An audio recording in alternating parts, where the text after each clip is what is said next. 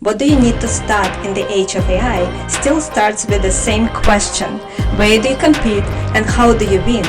AI doesn't replace strategy, it changes the speed, economics, and pressure of competition. The biggest shift is that knowledge work gets cheaper and faster.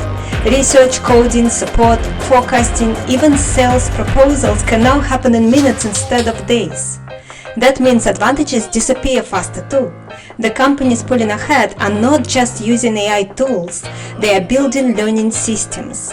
More customer activity creates more data, which improves models, which improves the product, which attracts more customers.